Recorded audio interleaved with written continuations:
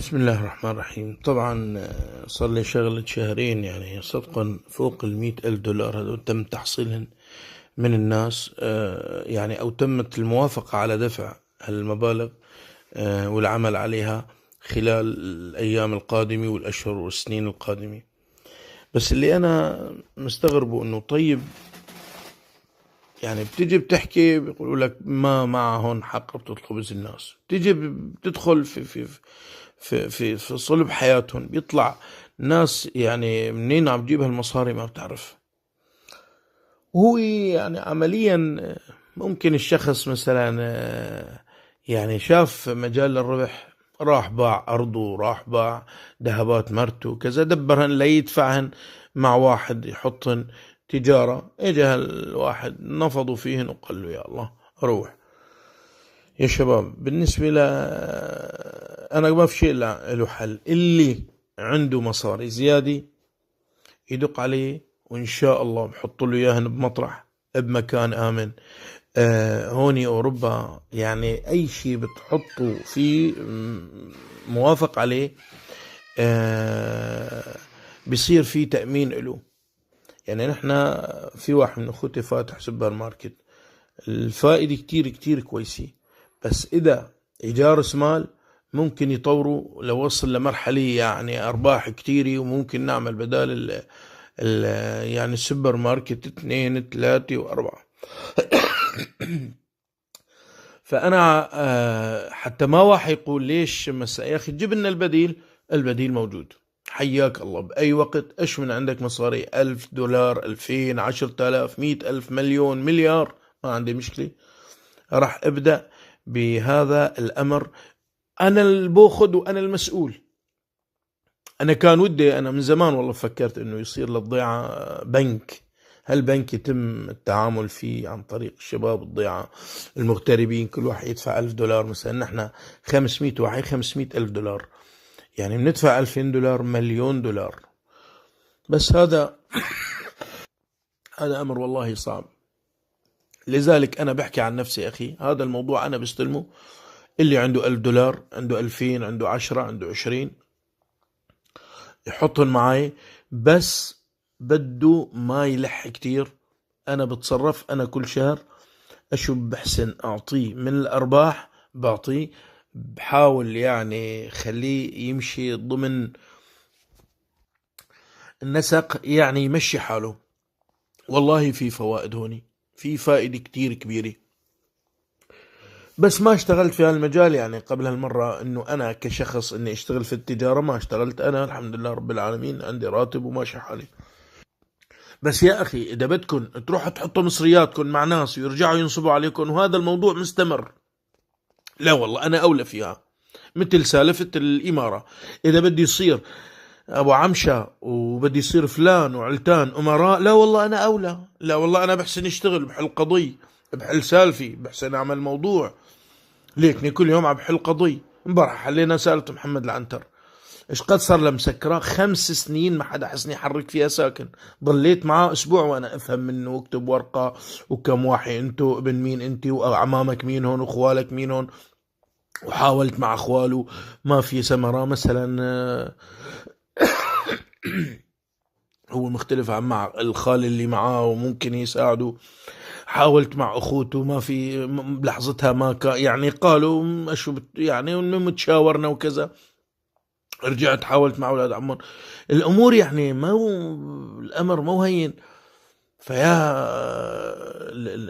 يعني هالامور هاي كلها لازم نلاقي لها حل. انا من هالمنطلق لاهل ضيعتي راح اعطي فرصه انه الشخص اللي بدي اشغل مصرياته يقول لي 1000 دولار و2000 دولار، هالمبلغ اللي هو، وإن شاء الله أنا بكون ناصح أمين. إيه، أو في كمان حل، مو شرط انك تشتغل معي لان ما بتعرفني. بجوز انا على فكره، انا اذا في حدا بيطلع له معي دولار من خلقت لتاريخ اليوم اني اكل له دولار، هلق بعطيه اياهم مباشره، بدال الدولار دولارين وثلاثه. ما في، يعني ما في، لا انا ولا اخوتي الحمد لله السبعه. فنحن ماشيين بطريق الحمد لله، تربيتنا صالحة. وأنا بالأخص يعني دار الشريعة، يعني بعرف إيش معنات مطل الغني. مطل الغني ظلم. ف اللي بيحب أهلا وسهلا بهذا الموضوع، أو اللي بيحب إن كان أي واحد من برات ضيعتنا وبده يشارك واحد من ضيعتنا يخبرني، واللي من جوا ضيعتنا بده يشارك واحد من ضيعتنا كمان يخبرني.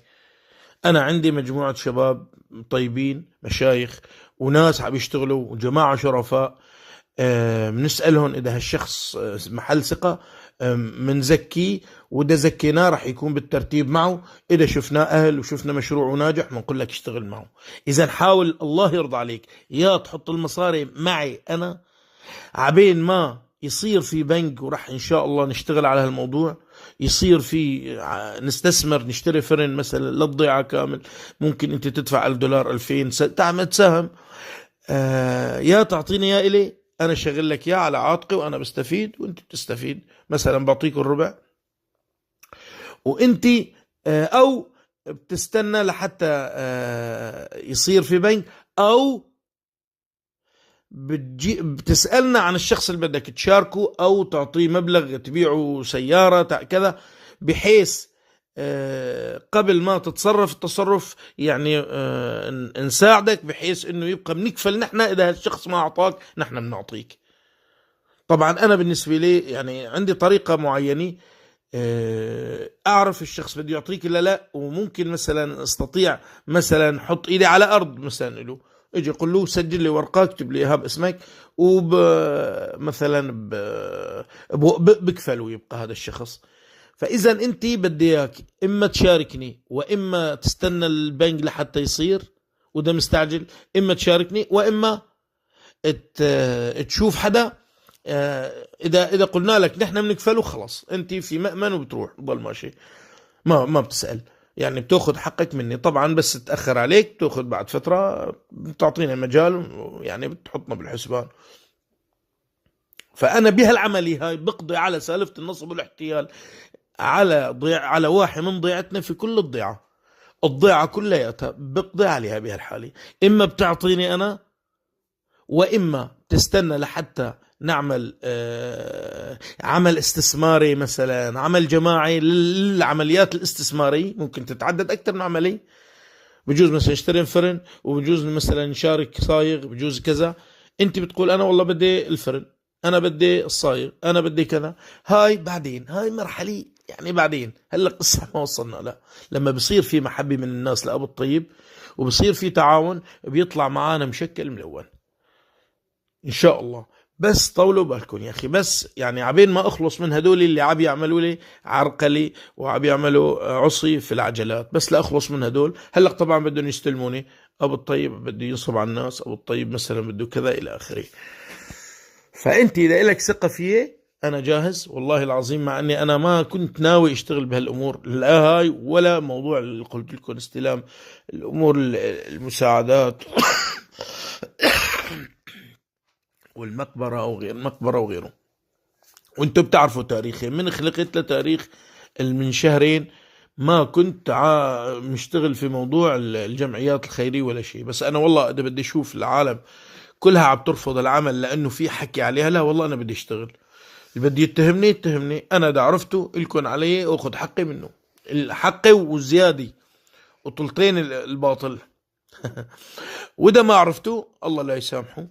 بس اني والله وقف عمل الخير في ضيعتي بس لانه الناس اللي بضيعتنا اذا اشتغلوا بيلاحقوهم وبيغلطوا عليهم بيتهموهم وما حدا قرب لهالموضوع.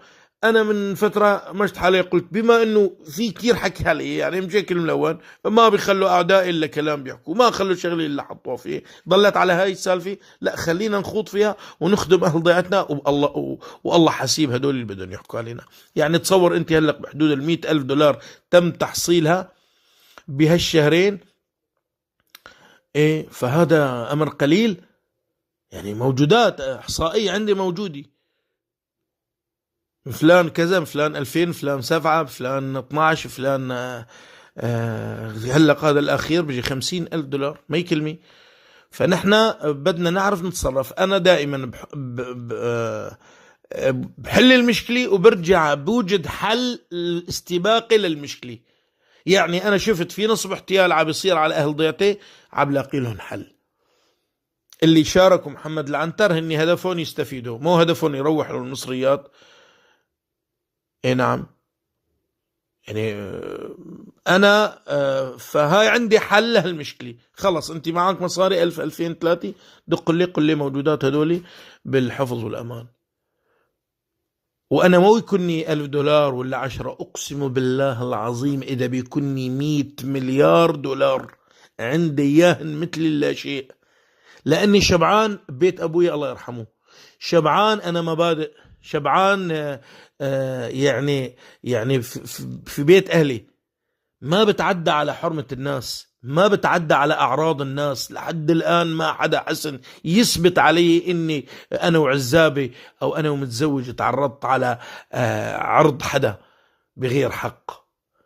أما والله الدعايات بيحكي على مرته، بيحكي على مدري إيش، مطلقته مدري إيش، بيحكي هاي كل مقام مقال، وأهلا بينين اللي حكيتي يجوا يقولوا نحن إن حق عند الزلمة. ليكون ساكتين خانسين خارسين ما بيحسنوا يفتحوا تمهم. لما كانوا بظهر الغيب كانوا فاتحين تمهم عملاته، بيحكوا أنا ساكت. سكتت ما يقارب 12 سنة أو 14 سنة، من 2008 لل 2020 اشقد فيه 12 سنة تقريبا 13 سنة ما فتحت تمي.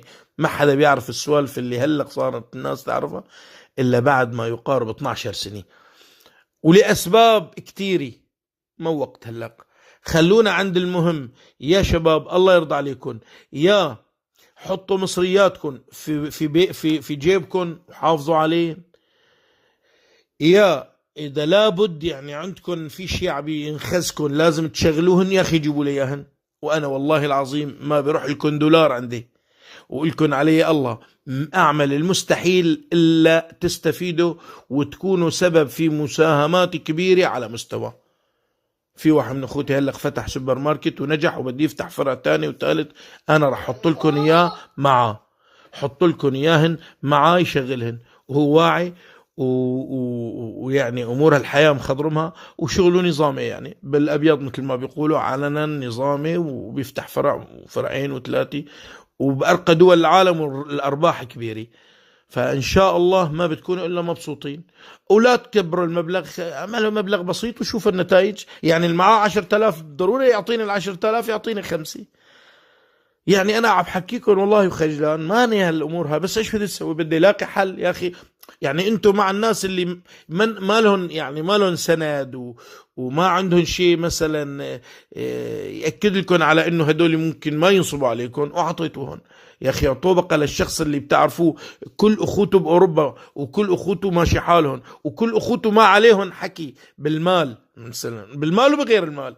يعني نحن 8 البركي ما شاء الله، 8 ما حدا بيحسن يجيب معدلنا بكلمة بحرف بشيء بيختص المال أو العرض أو أي شيء لله الحمد. نحن جماعة محافظين ومنحب الناس تحافظ علينا، وكل واحد بيحكي على أخوته وعلى أمي الله لا يسامحه لا بالدنيا ولا بالآخرة. وعلى فكرة أخوتي من رضيانين عن تصرفاتي أبدا، ومحاربيني بحرب يعني شديدة بالفترة الأخيرة هاي، بالفترة الشهرين اللي تورطت معاكم فيها بالمقابر وبالكذا، مشان ترضوا انتو، مشان ترضوا بدنا نبقى اخسر أخوتي مشانكم. ايش بدي اسوي؟ يعني ايش بدي اسوي؟ بس الحمد لله حربي معهم حرب مبدأ، ما هي حرب شيء. هني ما بدهم خيو انه ينداس على طرفهم، مشان والله الناس ما هي مقدرة. هلق لو انتم مقدرين هالامر وجايين مثلا بالاجماع مثلا او بالاكتري، خلينا نقول ما بالاجماع، كلكم عم تيجوا بتدقوا عليهم انه الله يزيل الخير ابو الطيب عم يشتغل للضيعة، ما بيحكوا شيء. بس لا تاخذني في الكلمة، عم بشوفوا غير الناس اللي عم تسب ابوهم وعم تغلط على امهم وعليهم بالواجهة، واللي عم يخدمهم ابو الطيب كلمة يعطيك العافية نادرا اللي يدق عليهم يقول لهم، اذا ما وحي نخزهم اجى قال لهم روحوا دقوا على جماعة وقولوا لهم يا اخي اخوكم خدمنا. وما عم يشوفوا هالشيء اللي مثلا بيبرد القلب، بحيث انه يعرفوا انه اخوهم يعني عم يناضل لفكرة معينة بيستاهل انه اذا مثلا الناس حكت عليه. يعني عبيجوا عبيعانوا، أنا أخوه الكبير ما بيحسنوا يتجاوزوني، جماعة مؤدبين ومحترمين. لذلك هلق أنا وياهم يعني وصلنا لمرحلة شبه بدهم يتجاوزوا الخطوط الحمراء معي، كرامي إلكم وكرامي للحفاظ على كرامتهم هني. إيه بس أنا وقت عبب تغلطوا أنتوا علي أنا أو على أمي أو على أبوي، أنا أبوي الله يرحمه أنا متأكد مسامحكم. أبوي يعني خالصة بينكم وبين أبوي، أنا أبوي سموح، بس أنتوا المفروض تغلطوا عليه الله يرحمه، أو أمي تغلطوا عليها، اللي أمي 24 ساعة بتستقبل هالضيوف بالريحانية وما يرضياني على تصرفاتي. يعني هي هلق مزعلتني على هالنقطة هاي، إيه، واخوتي مزعليني هلق على هالنقطة هاي. يعني فاللي عم يجي بيغلط عليهم هذا انسان يعني سافل تافه. يعني عم يجي عم بيغلط على اللي بيأيدوا بالمبدأ. بس انا مشكلتي اني انا عم بعالج شيء للضيعة. يعني مثل الدكتور اللي مثلا جاي ليضرب واحد ابري، وهالواحد متأذي منه متأذي منه وعم يرفسه وعم يغلط عليه وبيبهدله وبيحشك عليه، والدكتور ملح انه يضربه الابري. الدكتور بيعرفوا بس ضربوا الابري ريحوا ومشى حاله وكل شيء، وهداك رح يرجع يدعي له. هذا وقت عم يضربوا الابري ومداك متأذي من الابري، من خايف، عم يضرب برفش بيحشك، فما بيصير اهل الدكتور يتدخلوا. او هذا صلب عملي انا. يعني هلا صلب عملي اني انا انكر هالشيء اللي عم يصير، وانا امر بالمعروف واشتغل على ملفات بالضيعه. بكره بس الناس تستقر علي، وهلا لله الحمد كل فتره عم يزودوا محبيني، عم يزودوا الناس اللي بيكونوا معي، وعم يزودوا كمان المبغضين، لاني عم زود بالشغل. خلص هذا الملف سكرته، فتحت ملف تاني عم يطلع هسه اصعب من الملف الاولاني. يعني كنا ب$50 اول ما بلشت، ب$50 مع واحد من اولاد عمونتي. هلق انا وياه مثل اخوي، $50 تصوروا. هلق انا وياه واللي كان يطالب مثل الليره، صارت بعدين 100 و200 و500، بعدين وصلت ل10,000، بعدين وصلت لل$50,000. وإسا في أكثر ملفات كتيرة هلق أنا عندي، وإسا أصحابها ما بيعرفوا إنه هني بدي ينطلب منهم قريبا هالشي هذا. فشيء طبيعي، أنت خدوه وضع طبيعي يعني. بس أنا امبارح بحكي لواحد عم بقول له أسألك بالله، لو أنت إلك مع فلان وأنا محصل لك يان، موقفك معي هيك بيكون؟ قال لا والله. قلت له بس يعني أنت إذا مالك مع فلان مصاري معناته أنت لازم ما تشكرني لأني أنا حصلت لرفيقك لواحد تاني من ضيعتك مصاري. يعني هلا روحوا لعند اللي حصلت لهم مصاري، شوفوا الحالات تبعهم والبروفايل تبعه، يعني الملف الشخصي تبعه، البروفايل بالانجليزي، الملف الشخصي تبع الشخص اللي انا خلصته من المشكله، طلع عليه حاطط صورتي. ليش؟ لانه النشوه اللي انتشر فيها ما هي عاديه. لان الواحد مو موضوع مالي مثلا والله حصلت لهالشخص $450، لا، يعني كان متأذي كتير انه هالشخص ما عم يرد عليه، وبجوز بيوم من الايام يذبحوا، يقوسوا، يضربوا سكين. فانا خلصته باحسن طريقه، حصلت حقك والله. واحد اثنين يعني متزاعلين مع بعضهم، غياس واسماعيل ولاد عم بيت شاويش، دبرت لاسماعيل $100 لاعطيه لغياس، وما هو عرفان منين دبرت له ال100. قلت له ما بقول لك لحتى تتصالحوا تبعت لي انه انتوا عم تتصالحتوا وعم تاكلوا شعبيات، وبعت لي مقطع صوتي قال لي عم نتحلى وعم نتشلى، هيك بالحرف الواحد. فانا داير على الاصلاح، انا ماني داير على ايش والله انا تحصيل كيس خارجي لفلان ولا علتان. انا داير لحل مشاكل هالناس، داير لعالج مشاكل هالناس بطريقة كويسة. اليوم واحد سألني قالوا ده واحد ما معه وعليه دين. انا غير عندنا عندكم محاكم سرمدة وغيرها، هذيك المناطق، الشخص اللي يرتفع عليه دعوة مالي مباشرة بيجوا بيشيلوه بيحطوه بالسجن، لا حدا بيحكي ولا حدا بيسولف معه ولا حدا بيلاقي له حل ولا شيء. بينما انا العكس، افضل بيجي من هون وبضل بيجي من هون ومن هون ومن هون لهيئ له الجو انه يدفع. والأكبر مثال على ذلك محمد العنتر، محمد ابن عبد الفتاح العنتر، هو ما معه. لما حكيته قال لي نعم إلهن علي. مين؟ قالوا فلان وفلان، عطاني أسمائهم واحد واحد واحد واحد. واحد واحد أعطاني أسماء اللي إلهن عليه. قلنا له إيه؟ قال والله بتمنى أعطيه. أكيد. قال شلون لك؟ يجينا لعند أخوته 3 بأوروبا. طلعت أنا ده كل واحد يدفع 100 بالشهر، 300 بالشهر، بالسنة 3000 وشي 3600. إيه مناح 3600. يعني مبدئيا، يعني بدنا نقول مبدئيا 300. رجعنا قلنا مثلا جماعة بيت الخطيب يدفعوا لهم 200 500. قلنا لهم نفس الفكرة، قاموا أخذوا الفكرة وطالعوني براني.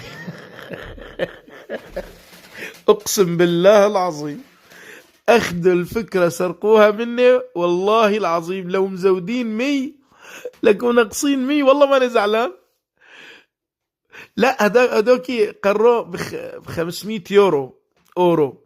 هذيك قروا ب 500 اورو، وقاموا هني رجعوا ضلوا على الفكره اللي انا طرحتها. انا قلت لهم 300 من كل واحد من هذيك الشباب 100، مع انه هي قليله، بس هني هيك ما بدهم يعطوا، ما انا عاطين حتى ولا 100. بس انا بحسن امام الله وامام الناس افرض عليهم ال100.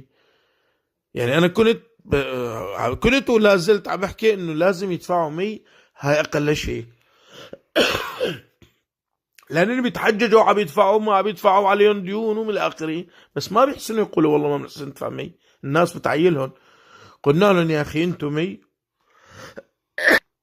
قلنا لهم أنتم 100، وبيت الجميلة 100، وبيت الخطيب من كبيرهم لصغيرهم كلهم 100، وبيت الخطيب ناصر الحج أحمد والشيخ أبو دريس وأحمد النجاح لهم شيء 12,000.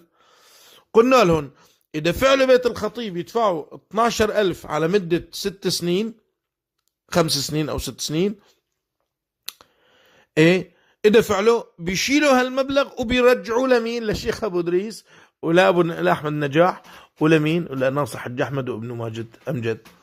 يعني منكم وإليكم. وده ما فعلوا بنقول هون ادفعوا لأولادكم. يعني يا بيكونوا الدفع عن طريقنا إلهن لأولادهم، لا بيجوز ما يحسنوا يحصلوا إلا عن طريقنا. إيه. أو خيو لك معناته بيت الخطيب اللي إلهن ما نعطينهن، هن يعطوا لحالهم منهن وفيهن. إيه. فيبقى 300 بتكون لمين؟ لخارج الناس اللي من بيت الخطيب، اللي من بيت الخطيب. إيه. عطيتهم هذا الحل، قاموا سرقوا وراحوا عطوا. لا مو سرقوا وصاروا يتحكموا فيهم الناس، ونحن بتكون قرعة وما قرعة وكذا، مع انه انا كانت الترتيب غير. انا كنت بدي اشوف اللي عاطي قرضة الله حسنة غير اللي عاطي مثلا دين، غير الكذا. ممكن مثلا نقسم 500 مثلا، في ناس حسابها 500، بنيجي بنقول له خلصنا هذا الشهر لك. في ناس 600 هذا الشهر الثاني لك. بنرجع بنتفضل هذيك كل مثلا اللي فوق 3000 او 3000 بنعطيه 100 كل شهر بنعطيه 100. عرفتوا؟ فال100 بتنعطى ال500 بتنعطى ل5 اشخاص على مدة سنة بيكونوا راحوا قبل 3000 وال1650 والكذا. خلال سنة ما بيضل غير اللي له 10,000 واللي له 8,000 او هيك شيء. هدول يبقى بيتشاركوا على 500، كل واحد 250 مثلا. فإذا بده يكون في طريقة، فهني أخذوا 500 ما عندهم وقت يجوا يحللوا شلون بدهم يدفعوا 500 ولمين. قالوا ايش بنعملها؟ قرعة. شوفوا على الحل الخرندعي. وطبعا هني ليش ما بدهم؟ يعني لسببين. اولا العنجهية تبعيتهم، اي نعم. ثانيا انه ابو الطيب بده يحل لنا الشغله مشكلتنا. تضايقوا. ما تضايقوا انه صار لنا الناس 5 سنين عم بتموت من الجوع ومن القهر ومن الالم ومن الكذا، اعطيناكم مصاري. لا، بينقهروا انه ده العالم حكت عليهم انه ابو الطيب ساعد في هذا الحل. بينقهروا كتير. يا اخي هذا عدونا اللدود، مع انه هني لو يعرفوا حقيقتي اقسم بالله العظيم بيحبوني محبة اكثر من اولادهم. بس هيك عقل مخ الكبيرين فيهم ما عم بيقولوا لهم هذا الرجال عمل هيك وما قصر، وديك اللي اساءوا. بس في الله الله بيحصل الحقوق وبيخلص كل شيء. طبعا بالأيام الجاي إن شاء الله راح يشتغل على إنه اللي ابنه ناصب على العالم أو مكسور مثل محمد العنتر. الحق يقال الزلمة مكسور، الزلمة انكسر نتيجة الظروف طبعا، بس في شغلات يعني ما من صالحه، اللي هي مثلا تصليح الدار بقيمة 16,000 دولار. مشان ايش هاي؟ رد. في شغلات يعني بتعمل لك مشكلة، انه يعني هلا هو اشو اكبر شغلة انه بيصير يبين للناس انه انا الكن معي بس ماني ناكر، يعني على اساس انه يعني مو ناصب. يا اخي من انواع النصب انك تعترف للناس بحقهم بس ما تعطيهم، هذا نصب سري بسموه النصب الخفي. لذلك بدي اتحدث لكم عن النصب الخفي، ونليك هلا والله ما شاء الله بدك تخليني اصير حكيم وصاحب كتب. اذا تعالوا نقسم النصب. القسم نوعان، النصب نوعان قسمان، نصب جهري ونصب سري. النصب الجهري هو انه تنصب على الناس وتقول لهم ما لكم عندي شيء وتصير تراوغ، عرفت علي؟ تراوغ انه نصبت عليكم. بس هذا بيضل اشرف من النصب السري، انك تقول للناس الكن معي بس ما تعطيهم، ما تعطيهم، تهرب من هون تروح على مثلا تركيا وتقول لهم مالكم معي. ايه، وده لما بيجي بينعرض عليك الحل تقول والله انا اروح لعند جماعتي، هن اللي بيحلوا. وين جماعتك؟ اللي قام بالمشروع هو انا، اللي وقف معاك هو انا. هو رجال تشكرني بالظاهر، يعني حقيقة ما بيحسن ينكر يعني انه هو انا اللي قمت بالموضوع كلياته من ساسه لراسه. إيه بس هو ما بيحسن يتخلى عن ربعه، هديك ربعه ما بي يعني بدهم ياخذوا ثمار الشيء اللي عملوه بالطيب على الجاهز ياخذ. يعني ما تنازلوا انه فكروا ليش ما حليتوا الموضوع قبل؟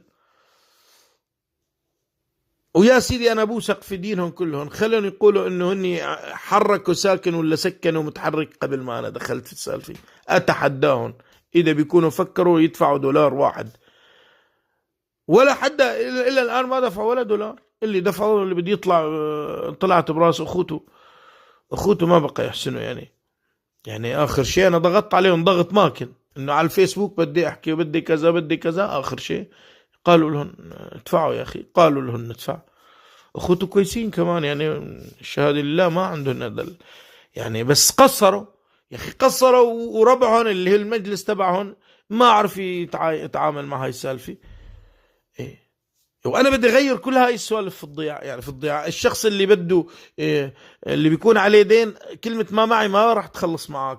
بس في نقطة هوني، في فرق بين اللي ما معي ما راح تخلص معاك بدي احطك بالسجن، وبين اني حرك اللي حواليك اللي الهن اللي معاهم مصاري، اللي معاهم مصاري انه يدفعوا عنك.